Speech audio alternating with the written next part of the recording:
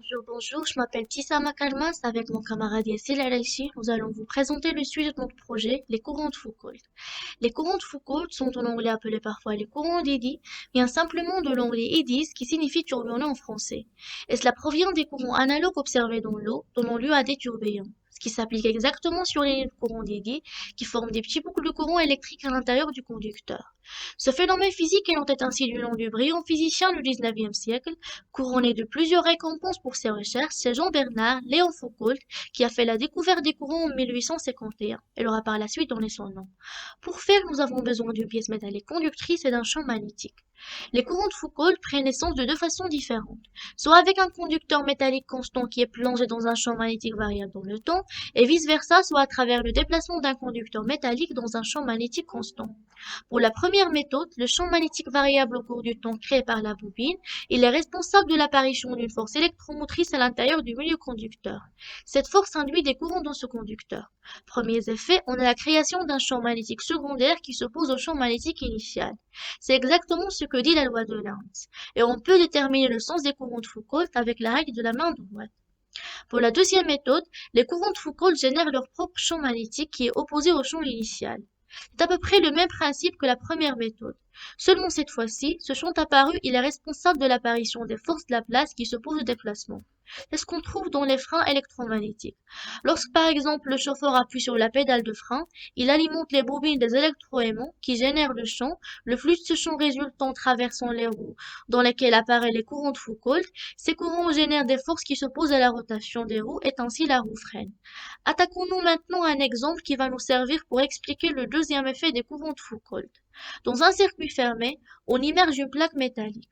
Ce circuit va connaître une transformation d'énergie à cause des forces de frottement, de l'énergie cinétique et l'énergie magnétique en une énergie thermique.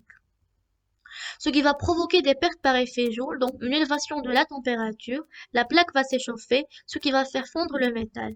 C'est exactement le principe qu'on trouve dans les fours à induction industrielle et aussi dans les plaques de cuisson à induction.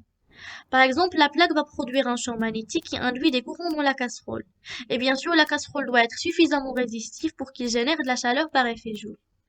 On trouve aussi pas mal d'autres utilisations des courants de Foucault, par exemple dans le brasage par induction utilisé comme technique d'assemblage dans les industries, l'aéronautique, l'automobile, dans le séparateur à courant de Foucault ou qu'on nomme aussi un recyclage déchets, qui sert par exemple à séparer les canettes d'aluminium induisant un champ à l'intérieur de celle-ci, aussi dans le contrôle non destructif par courant de Foucault, qui permet la détection de fissures dans les pièces métalliques. En cas d'effet interne, les courants de Foucault sont différents, on remarque qu'on a une modification du champ magnétique induit. Cependant, le courant de Foucault n'est pas toujours considéré comme étant le super-héros, la baguette magique pour certaines utilisations. L'énergie cinétique transformée en chaleur, il est non désiré pour certains appareils, de sorte qu'il s'agit généralement d'un effet inutile, voire même nuisible.